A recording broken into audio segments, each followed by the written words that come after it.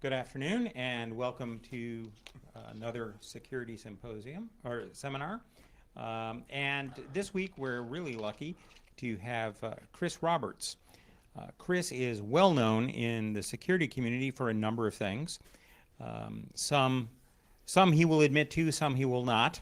Actually, he'll admit to probably most of them. Probably most of them, yeah. So if you look him up on the web and you don't get him confused with a video game designer, you'll find a number of interesting stories. But Chris has a background that includes working as a commando in the British military, as a award-winning caber thrower in the Scotland Games and the Highland Games. He's worked as a security practitioner in this field for quite some time. Gained some notoriety for showing weaknesses in aviation systems. He has a record that goes back in a number of ways. He informed me that I guess his first computer system was confiscated by Scotland Yard because he'd hacked into Barclays Bank back in the days of modems, and he was in school at the time. He still shows a hearty disrespect for some kinds of authority and a really keen interest in security. He's acting as the chief security architect for Calvio, an up-and-coming company in the security space. And he is going to share with us a lot of information today, and I hope you will all appreciate that. Please join me in welcoming Chris Roberts. Thank you, sir. Much appreciated. Thanks, guys. Everybody good? You guys all hear me at the back? Yep? Good. All right. So it is going to be somewhat interactive. Feel free to ask questions now. We'll ask questions at the end as well, okay? So we'll have a bit of fun with the agenda. We got about 100 slides to get through in about 45 minutes. So sit back, pin your ears back, and have at it. We're going to go through some fun stuff. Red versus blue. How many of you guys are familiar with the whole concept of red versus blue in security? Red team versus blue teaming. The whole concept of the insider guys versus the guys on the outside with the spandex and all the fun things. We're going to have a talk about mentality reset. In other words, what are we doing right, what are we doing wrong, and what do we need to change? And then we'll have some fun along the way. To Professor Spass' side of things, come on in, grab a seat. To his side of things, yeah, I've been doing this for rather more years than I care to think of. It's great for many different reasons. Got yelled at quite a few years ago for messing around with Nigeria. We hacked back with the 419 scams, brought a whole bunch of money back into the US, and then got hold of the feds and went, hi, we've got some money and it's not ours. Which caused some interesting questions. International Space Station was one. Mars Rover, we ended up playing Freddie Mercury, God Save the Queen on Mars Rover, which got us yelled at as well. Airplanes, trains, and some other stuff. And as it was told, I'm currently causing chaos and mayhem at a Calvio. So, what are we not going to do? We will not be doing death by PowerPoint. What are we going to do? We're going to be having questions. We're going to be sitting and answering a whole bunch of questions on why are we here? What are we doing? How are we trying to protect? As you guys come into the industry, what are we looking for? What do you need to do better than we did? And part of it is our friends, the humans. First statement on this one. For all that we are having an equal capacity to evolve. That's a great opening statement when you think about it. We have the capacity to evolve. Well, it doesn't necessarily mean that we are evolving.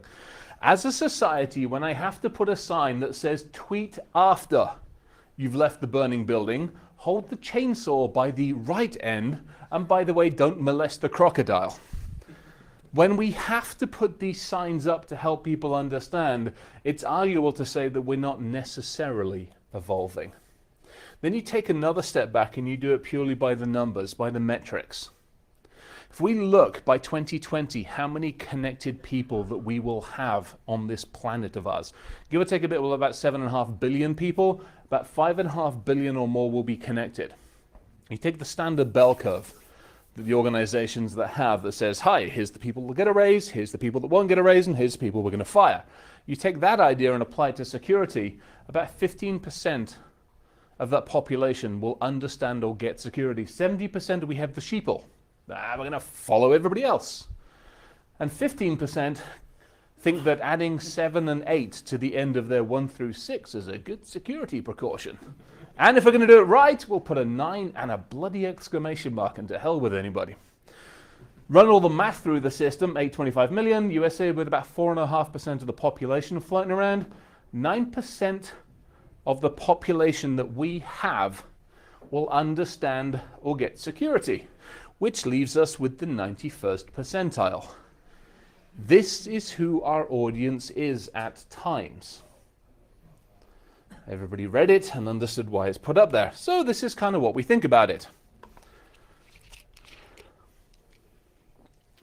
I get to have a quick slurp while you're looking at that. And this is why. When we look at the security industry as a whole, we have spent 25 years beating people up over passwords. We have yelled, we have cajoled, and this is where we still are at. Left-hand side, we have the first top 20 passwords for one of the latest break-ins. That one, we got passwords for Forbes, test 1 through 3. Forbes 1 and Welcome 1 are still winning. And then we take a look at the healthcare data breaches. And how many of those have been taken out because of just weak or loose passwords? The last set of statistics that are out there, healthcare has lost about 680 to 700 million records. So successfully, they've managed to lose everybody's record in the US twice, just to make sure that we're all being good. So this is kind of where we are. Smartphones, stupid people, ish. But then you take a step back and go, let's take a look at the industry that we have. Where are we as an industry? The organization, so many companies are standing up and going, oh, I can solve computer security. We can look at all these advanced persistent threats. And I've got the wonderful way of detecting 0 days.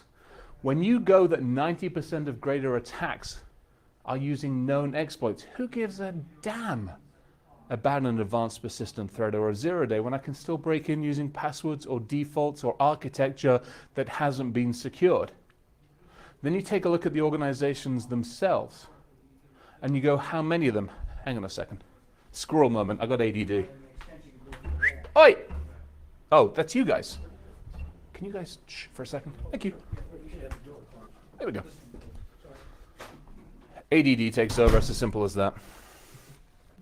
So you start taking a look at the organizations, you walk in full of vim and vigor and go, haha, I'm going to solve your security problems. And they're like, well, you know, we'd love to think about security, but we haven't got our policies in place or our procedures or our controls. So that's some of the basic stuff.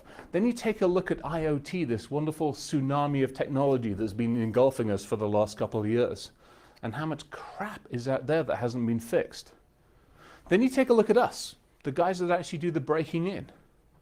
And you start taking the statistics on this one. 81% of us can get your data out inside the first 12 hours, which isn't good when the statistics say the mean time to discovery is sitting between about 140 to 200 days. So not only have I taken your data, I've had the party, I've sold it, I've probably bought and crashed the Lamborghini with the damn data. And whatever I haven't done with that, I've either sniffed, snorted, or stuck into the bank somewhere on the Caymans. And you still haven't seen me. The hell chance do we have? So where does that leave the 9%? Well, round about there. It's not pretty. We throw some statistics out as well. 2 trillion a year to the economy. So when somebody says they can't measure security, or you can't measure the effectiveness or the challenges of security, these are the kind of things you can come up and say, hey, yes, we can. We have a way of doing measurements. We have a way of building metrics. The people, the identities, the malware, very simple metrics for helping people understand what's going on. And this is one I throw up just in for here because it makes life interesting. I got a daughter, I got 2 daughters. I've got an older one and a younger one. The older one wants to go into the federal authorities, which scares the hell out of me. And the younger one can lockpick faster than I can, which is like, yes! And here's the reason I'm teaching that, because basically so many people coming up through schooling systems still aren't being given the opportunity, still aren't being talked to about the security realm, the IT realm, the whole areas. You guys are all here. Purdue's changing a lot of that, but there's still a ton of people. Now, it isn't security as just a traditional realm for having you in our industry. This whole challenge of security and the problems we have is everybody's problem. I don't care if you're going into engineering, if you're going into business management, I don't care what you are studying. Security's got to become all of our concerns. So, not a problem. We got it covered. IT's got this sorted out. Yeah, no problem. We got it sorted. No, we haven't. We're about 1.5 million people short by 2020. So if you are coming into our industry, congratulations. Welcome to our industry. We bloody well need you. And we'd like it if you do a better job than we did, please, as well. Issues on implementing security. Challenges around security. 24% of enterprises monitor their security 24/7.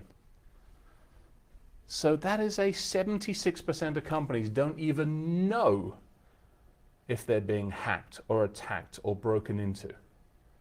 How do we change this paradigm? So, what's the summary? Well, we've got more toys we're putting out there. We're giving more technology to more people who don't understand the technology or who don't necessarily understand the implications of using that technology. We're putting more of this damn stuff into our homes, our lives, our cars, our wearable technology, all of these other devices that we're bringing in. We're doing more and more of this.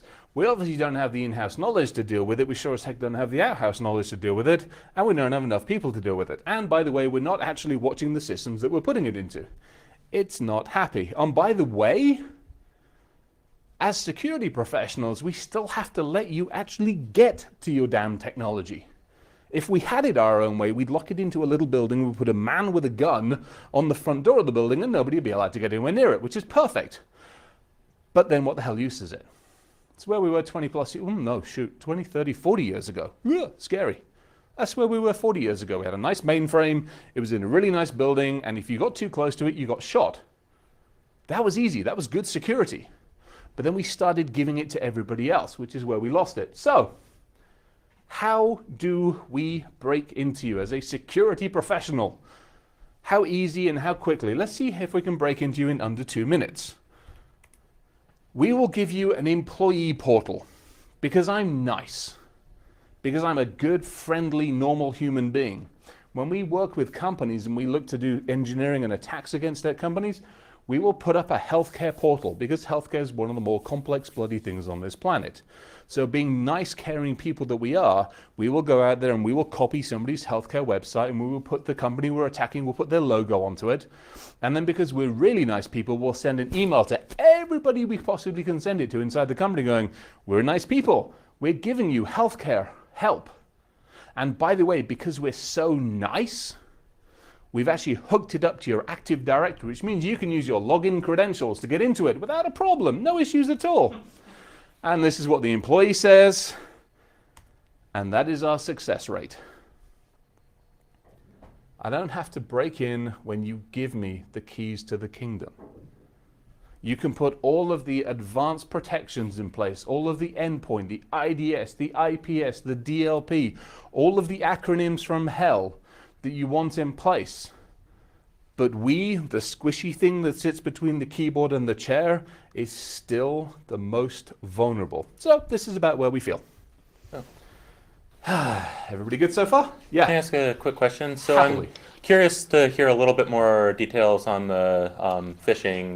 Yeah. So, what were these emails, We sent from harvested within them. the? No, we Oh. sent them from outside. We sent them from the website, admin at, healthcareforunited.com. We'll pick on United because they're fun to pick on.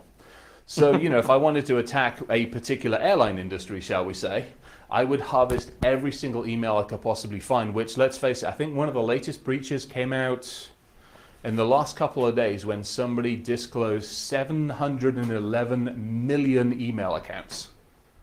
So that's 711 million emails that they've been harvesting, spam harvesting.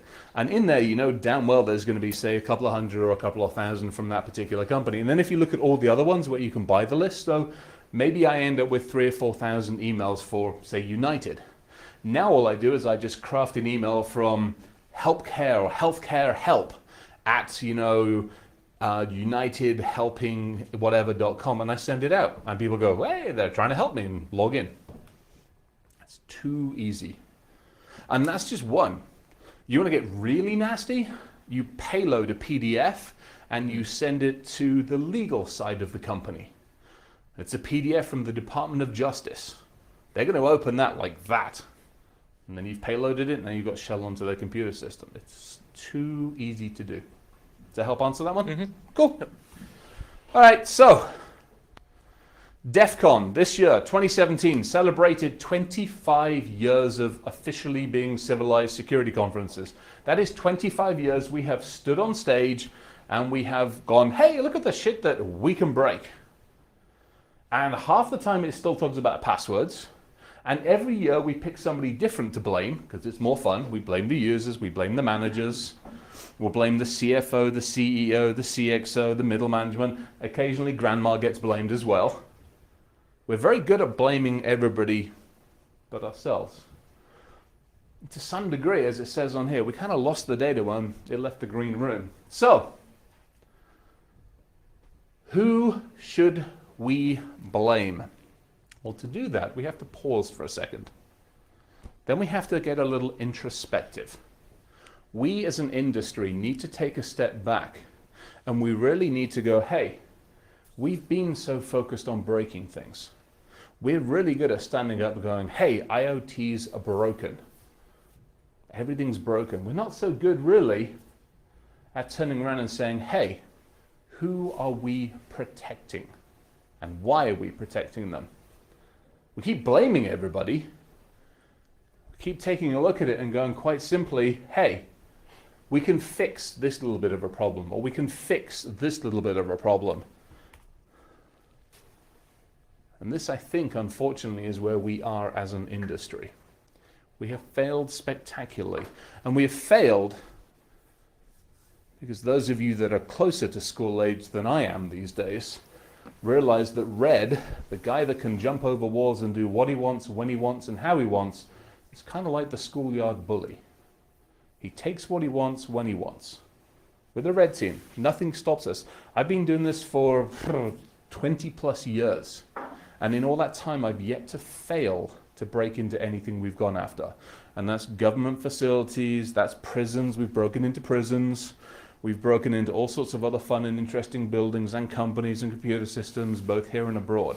That's not a good track record, because I really wish somebody would have stopped us. And then we're promoting them. We go, come and join a Red team. No, quit that shit. And arguably, we've lost the core focus of what we should be doing, which quite simply is protection. It's as simple as that. I do a lot of work with the National Guard, and I often refer to them as America's comfort blanket. Because when shit goes wrong, who is it that comes to the rescue? The National Guard. You don't see the FBI guys going, I've got 2 people over my shoulders and I'm wading through water. Hell no. Who do you see? You see the bloody National Guard doing that shit. What are they doing? They're protecting. What do we not need? We do not need these people anymore. Why is that? This is a little harsh, and I kind of apologize, but I kind of don't apologize. But we've spent, and we spend billions building on the misery of others. We keep finding things to break, yet we don't always come up with a fix. So as you guys come into this industry, as you work towards this industry, stop saying, hey, I broke this, aren't I cool? No, you're not cool anymore. Not unless you can go, hey, I broke this, and by the way, here's 3 or 4 different ways you can fix it. You can implement the fixes. You can help fix things. Kind of failed, unfortunately. And then to the real logic really comes down to the simple fact there's too much out there these days, and we'll go into that in a little bit more detail. And there's too few people on the blue team side, in other words, the defense team. You get the attackers who go, haha, I broke everything, and the defenders are going, well, for crying out loud, I don't have the tools I need. I don't have the training I need. I don't have the background.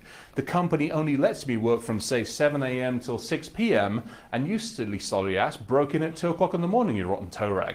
Who the hell's watching the environment? And we've done that. We still do that. We did that the other week. 2 o'clock in the morning, we're sitting there, pick the lock, get in, turn the alarm system off, walked out with the goods by 5 o'clock in the morning, left a nice little loves, hugs, and kisses note on the desktop. The guy turns up at 8 a.m., looks at the cameras and realizes that we've already gone. It's too late. And then we had the vendors, the suppliers. Those that will happily sell you any kind of blinky, bloody light solution in the vain hope that it will fix things. When you get out there into the workforce and the vendor turns up and goes, I've got this year's blue blinky light and it's going to fix everything. Taser them, please.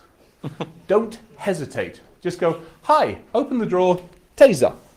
Game over, simple solution. Because unfortunately, what happens is you're like, you got broken into last week and you're on the front page of the Times. Well, if you'd have bought our product, we would have solved that for you. That's not just a taser. That's a taser and potentially a tar and feather moment as well. There's levels for this one. So what do we do about it? Well, the blue team needs more tools. Not necessarily tools from a technical standpoint, but they need more help. We call it a blue team playbook. We're actually working on how to do it. In other words, think of it as incident response. But it's incident response to cover all sorts of ideas, concepts, and thoughts and everything else. And we've got to collaborate more effectively and efficiently. You guys are at a university with what, 40,000 people on freaking campus? That's 40,000 people you can talk to. And when shit does hit the fan, that's 40,000 different people you can talk to and go, hey, we've got a problem. Plus, apparently, there's all sorts of alumni and all sorts of other crazy things going on. Worst case scenario, pick up the phone to this man and go, shit's broken, how do I fix it? Use the network and collaborate more. And the call out to the agencies is the same thing. One of my biggest issues, aside from all the shenanigans with the feds, is typically it's a one-way street. When you go into the federal authorities and go, hey, we've got a problem, we've got something we want to work on, they're like, oh, great, thanks for the intel. Well, hey, what do I get in return? Well, you've helped the federal authorities. Who gives a shit? Seriously, give me something back I can use to help my environment. What's trending? What's happening? What's going on? So, simple question. Is it the death of the red team? No, it's not. We do need to keep the red teams going. Why? Because we've got to keep the vendors honest, quite honestly. And we also basically need to help the attackers, the red team guys. We change our tactics on a very, very, very regular basis. So having friendly red teams that collaborate with the blue teams will help them, everybody get better faster. We need to train. Train you guys, train everybody. At some point in time, I would like to actually put my feet up somewhere, probably not on the beach, but probably on a mountain somewhere, in the vain hope the electricity doesn't go off for one day. That means you guys are going to have to take over and preferably do a better job than we did. So that's our job, train you. And obviously somebody needs to keep an eye on the FBI. That can be your job too. So what do we do about it? We have to change the mentality. As you guys come into the workforce, as you work more effectively, as you talk to organizations, I don't care what job you do, but put security in there somewhere, please. Put it as part of a software development lifecycle model. Put it as part of your building, your architecture, your environment, and put it as part of your mindset. When you're downloading apps, when you're adding things, start asking that next question. When somebody sends you something, ask that next question to yourself. Ask the family. Get people to think about these things. Because if you don't, you still have people like me that will tear all of the new shiny things to pieces. And we've been doing that, which is why we've got some slides in here all about that. So, this is the other one as well. When you talk to the vendors, the suppliers and the partners, when you guys go out into industry, ask more questions. That whole idea of trust is great and it's amazing, but don't do it.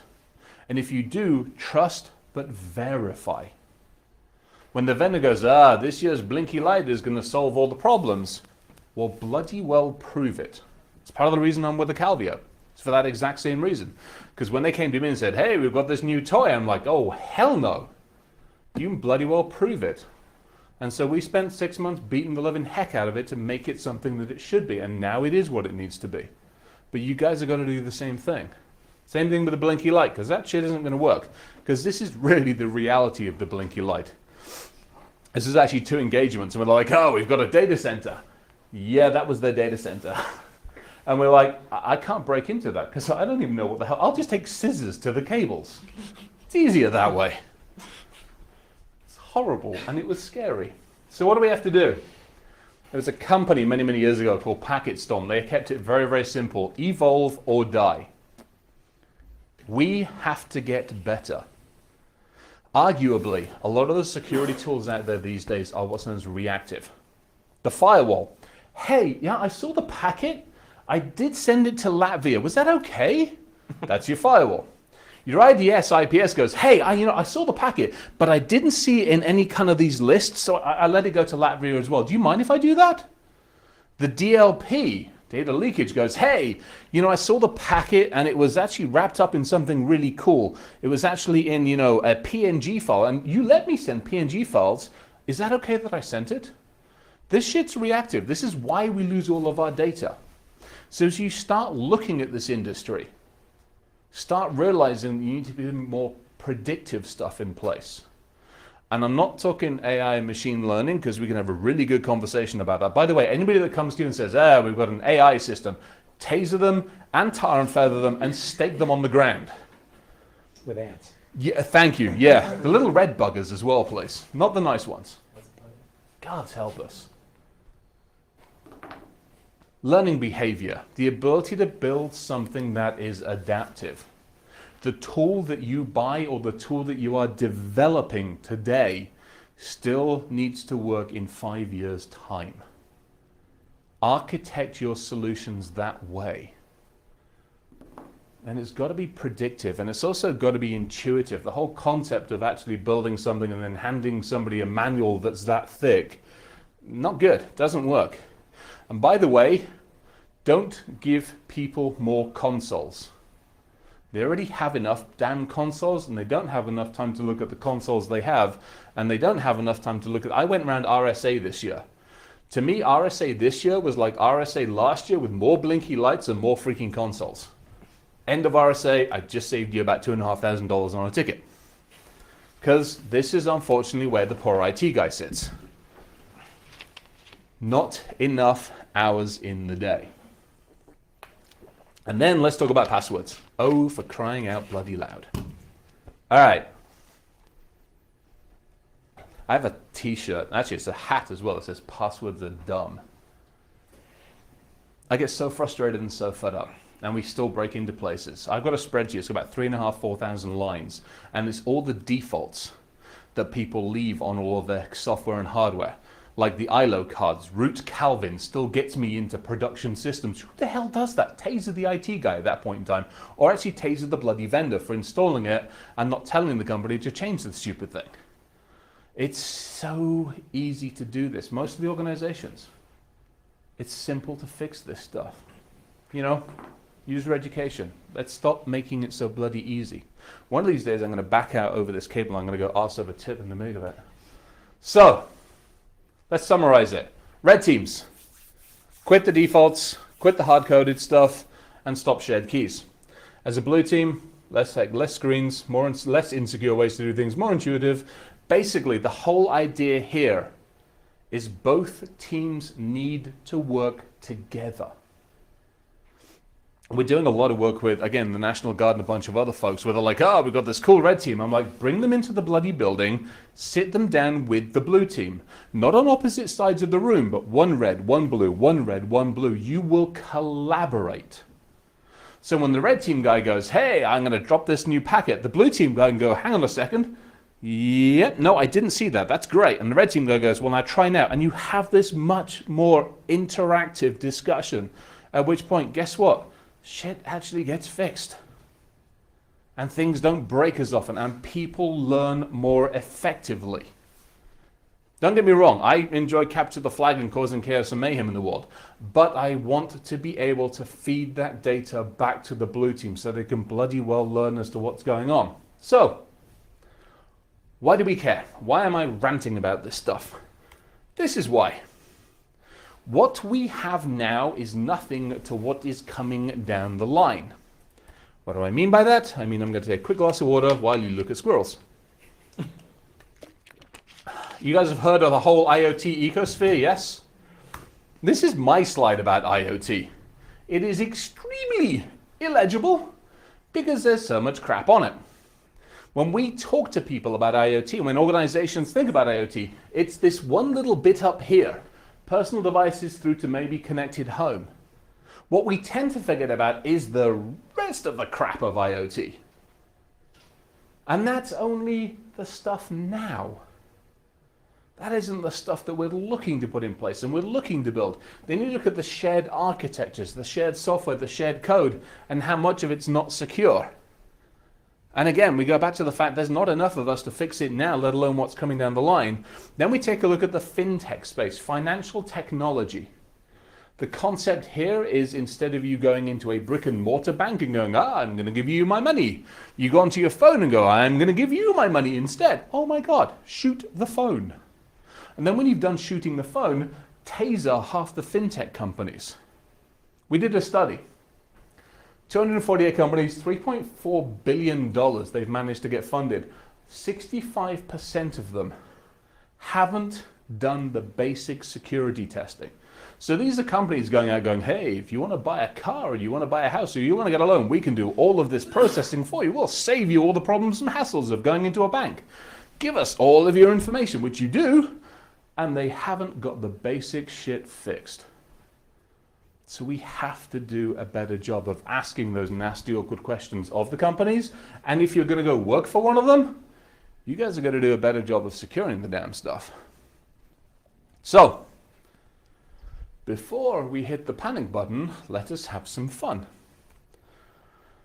Let's talk about locomotives. I'm not allowed to talk about airlines anymore, but I can talk about trains. For any of you that do want to have some fun, just Google my name and United and then giggle. So we took a look at the locomotive industry.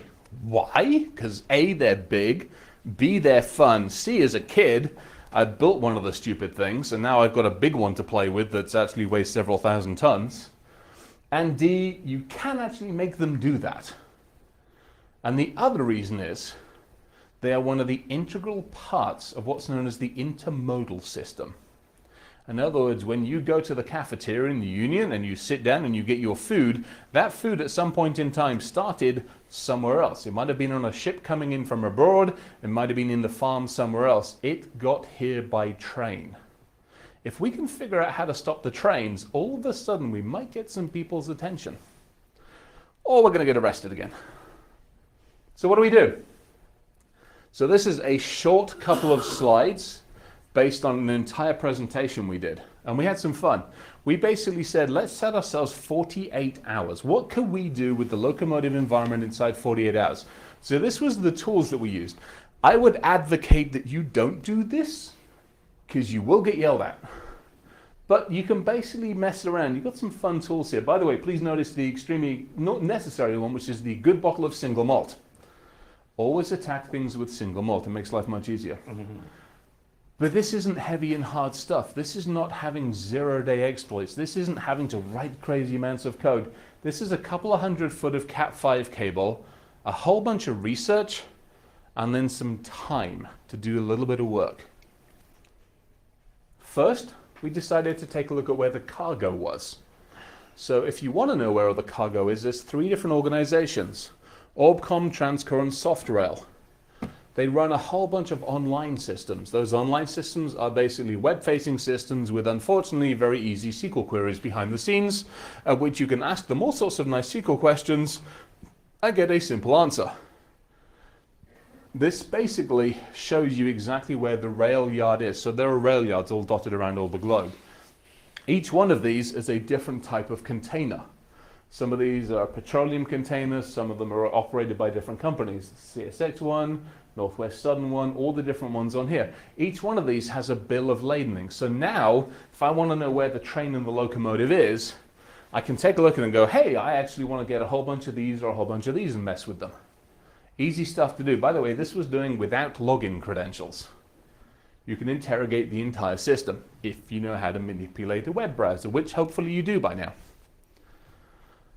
So we can at least look at where the cargo is. Well, what do we do with the train? Well, we take a look at GE. GE makes some amazing trains. GE doesn't do quite as good a job with the passwords. User ID GE, password 6 zeros. Not that hard to get into, especially when you start taking a look at the GE trains that are not necessarily in this country, and you can mess around with QNX, which is basically a nice interface system. We did this live when we were in London earlier this year. We got into a train in China. They're like, oh, you can't do that. So we did. So we telneted in, got a nice screen console up with the maintenance software, and took a screenshot of exactly what the engine was doing in China. Took about 10 minutes, and that was the user ID and password to get into it. Easy stuff. And at this point in time, I've got access to this, which means I can speed the train up or slow it down. Whatever I want to do. So that's fun. Can we do the same thing in the US? Well, the answer is yes. Because there's how you hack signals. That 200 foot of cable and 3 minutes with a lockpick set gets you into a wayside. They're dotted around. They're at junctions, they're at intersections. They're also, if you go out to a nice middle of nowhere, we got about 100 miles of track. They're about every 2 to 5 miles. You can find one of these things. If you feel like getting access to one, which I probably wouldn't advise, unless you have a get out of jail free card, you can plug in, get into them, and with a very simple GE, you can get an access console to the damn thing. If it doesn't give you an IP address, you can assign yourself an IP address and just get terminal server to it, at which point, now I can actually get into the communication equipment and I can pull off all the wayside information. So I've got to one. The question is, can I get to all of the others? The answer, of course, is yes. I can actually take over at any one point in time several hundred miles of track at my discretion. What can I do with it? Well, I can leave all the lights green. I can turn all the lights red. I can put the signal crossings up. I can put the signal crossings down. I can do whatever I want. And the reason I can do whatever I want is when the engineers built this, they didn't think about security.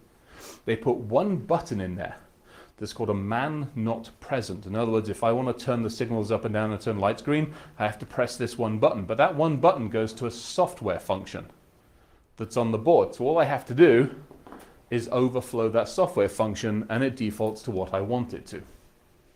So I basically do a man-in-the-middle attack on an app layer, and I basically do an attack on the network layer. Combine those two together, now I can actually take over pretty much any signal anywhere. Unfortunately, this is what happens. How many of you ride Amtrak or have ridden Amtrak? Well, the train system. Excellent. This is what you can do to Amtrak trains too. Amtrak is currently running shell shock on a whole bunch of their Amtrak systems. Probably not the smartest thing to do. It also means when you're sitting legally in the passenger compartment on the passenger wireless network, if you run shell shock on the switches, you can basically get yourself onto the locomotive network. And from the locomotive network, you can actually, if you're running late, speed the train up a little bit. And not have it stop at any of the other crossings. You get the idea. Kind of a fun thing to do. Everybody good so far? Good. All right, so we've had transportation. Let's have some fun with food. So, in this case, I'm going to mess with the UK. The reason I'm going to mess with the UK is I have one English and one Scottish side of the family. The Scottish side of the family went for independence and we lost because there are too many bloody English people in Scotland. So this is revenge. This is basically going after the cows, because cows are fun to break. Why are cows fun to break? Because they're part of the food system. And they're also fun because you can do your own research. Again, as an attacker and as a defender of organizations. If you ignore what Hollywood tells you, you actually have to do your own research. This is how you do it. Do your own open source research. Do your own intelligence research. Google the heck out of it. Use Shodan. Use all the detail stuff. Get out and understand what Tor and Onion is. There is a whole wealth of information on there. Take a look at this information. Google yourself. It can be a little scary at times. So, rather than researching, let's hack something. I'll let you read that for a second while I take a quick slurp. Everybody good? So, this is Hacking Cows 101. cows have to be milked on a regular basis. And as they're milking them, the milk machines, especially the automated systems these days, can also measure the cow's biochemistry and everything else. Which mean when the cow is being uddered up and all sorts of milk's being taken out, then go, the cow's feeling bad, let's fill it full of chemical crap. That's what this machine does. The way you get into these machines is using terminal server or PC anywhere. And as it's the same password across the entire herd management system, you can get into about 250,000 cows in about 10 minutes flat. So 250,000 cows with a whole bunch of systems, I can now not just measure the milk, but using this system and this one, I can also adjust the drugs that it's fed. So number one, I can put drugs into the milk, and number two, I can drug the cow up. So you're either going to end up with a really happy hippie cow, or I can kill the cow and poison your milk. That took about 48 hours to figure out as well. And if that wasn't enough, you can war drive the livestock for sheer giggles. So I was driving through Wyoming recently, and I'm like, why the hell is my wireless system going mad? And it was going mad because the cows are running pedometers on them. So they've got near-field communication, so herd management is a huge thing, both from a costing, feeding perspective and a whole bunch of other reasons, which is great until you realize that the cow management system is all hooked up to basically an access database that is running default credentials that's sitting on the internet. So we went around and we war drove all the cows and we figured out where the access management database was. Then we actually accessed the access management database and changed the GPS coordinates of where all the cows went. So the poor farmer's sitting there going, why the bloody hell, for sake damnation, are my cows sitting in the middle of Colorado, no longer in Wyoming? I got a good friend that lives in Colorado. I ended up putting about 2.5 million head of cows in his house. He's not a happy bunny. So, it isn't going to end well. Why isn't it going to end well? Because we can go after the crops as well. We talk about computers, we always think about computers in the traditional sense. Corporate building, computer can break into it. We tend not to think about computers in non-traditional systems, inside farms, inside factories, inside all these kind of facilities, inside the tractors that plant the crops. Here's a scenario for you. In a particular company that produces tractors that is partly gold and partly green, there's two FTP servers, SFTP servers, that are sitting. Those two SFTP servers do updates for the entire globe's worth of tractors. They're not the most secured updates either. What you can do is you can hook up to their SFTP server, take a look at what's known as the PTC. So basically you've got your nice shiny tractor, and when you want to go plant crops, you plug in this damn device at the back, which sows the crops in the ground. Everybody with me so far? Which is marvelous until you go, hey, I can adjust how deep or how shallow the crops are sown. So instead of your barley or your wheat being sown 4 inches deep, I sow it 2 inches deep, or 1 inch deep, or 6 inches deep. So now I affect your crops. Not only do I affect your crops, I affect the futures market, which now means rather than hacking Wall Street, I can screw with Wall Street. Much more fun thing to do. Everybody good so far? Good. Let's talk about hacking humans. So there are 3 ways to hack it. There's probably more, but there's 3 ways to hack a human. Psychology, social engineering, or let's just hack the bloody human. So we're going to throw the crystal ball out a little bit, but not too far out. We're going to talk about nanotechnology. The idea of either using carbon-based, basically molecules, as micro machines, or biochemical technology. In other words, the whole idea of using the body as itself. We're going to talk a little bit about nanotubes and nanocarbon. So what the hell is a nano thing? It's that. Bloody small, ridiculously amazing. There's your human hair, there's Stereocilla, and there's a carbon nanofarm. Rather small little critters, but extremely versatile. Because all you're doing, you're manipulating atoms. It's atomic level stuff. So where were we? See where we were. This is 1997. So 20 years ago, carbon nanotubes and carbon nanotechnologies built a playing, what do you call it? Guitar, isn't it? Air guitar. Da-da-da. Where are we today? Well, this is where we are today. We're able to educate the atoms. not only can we make pretty patterns out of them, we actually have the ability to get them to recognize what, where, and how they are in the body, as well as some of the chemical elements that they're interfacing with. What does this mean in English? It means a simple thing. It means I can go backwards to early days of coding to go forwards to communicate with the damn things. So those of you that are looking at biology, those of you looking at the sciences, this is really where the fun starts, where we're actually crossing over really extensively.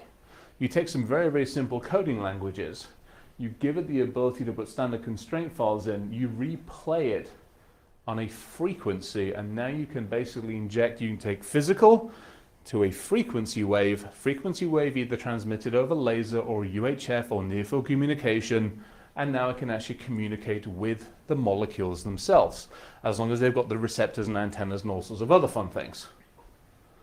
So I've got carbon nanotubes, I've got my coding and my programming, and I can get the two to talk to each other. Well, that's great, but what the hell use is a carbon nanotube? Well, if you attach a tail to the carbon nanotube and you apply frequency to it, you can make the damn thing move. So now I've got swimming carbon nanotubes.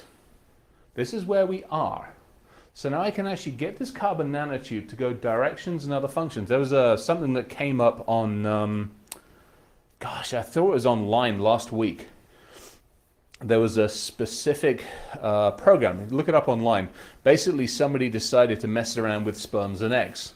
So rather than the strongest sperm going, woohoo, I got this one covered, what they ended up doing, they manipulated some of these buggers so the exact one that they wanted got to where it needed to be as quick as possible.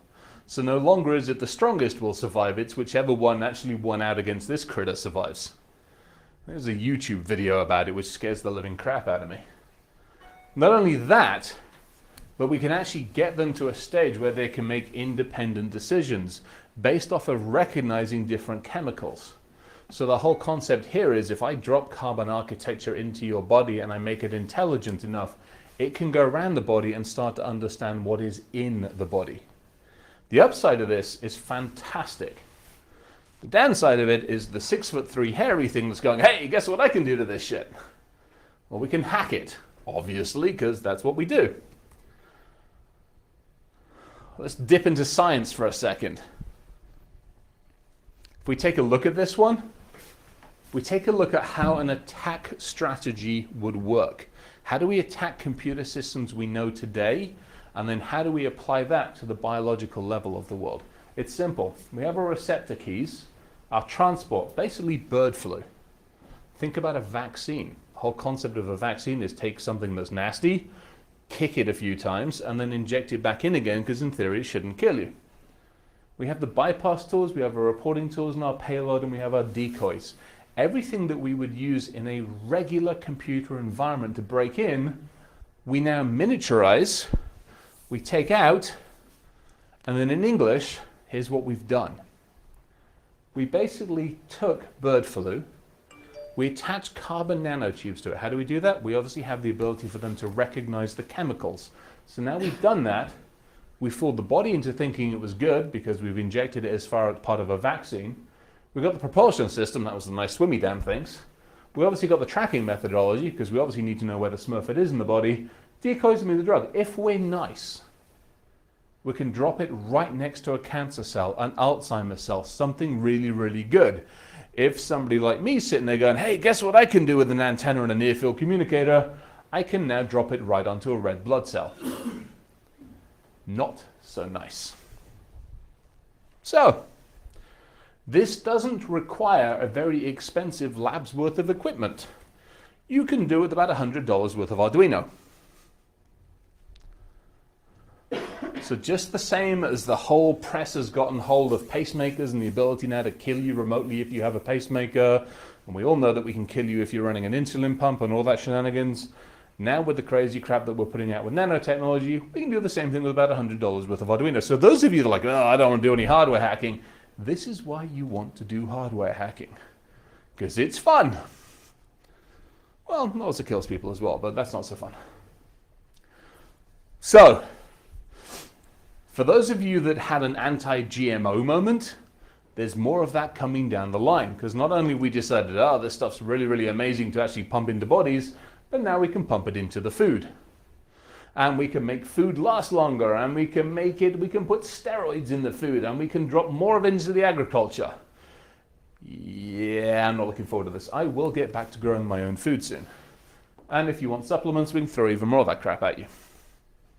Coming down the line. So, where are we at with this one? Well, we're about here. You guys remember this movie?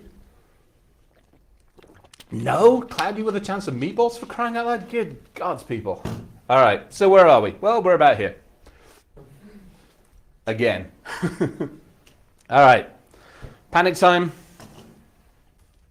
And then this one. I know I'm running low on time, aren't I? So let's basically go through something very quickly. This is one of the areas that basically as a researcher, as an attacker, whatever you want to call us, we have done an amazing job as a society of putting more and more of us out there on the internets. We do a phenomenally awful job of protecting any of that data, and we keep putting more and more crap about us out there. So consequences and actions.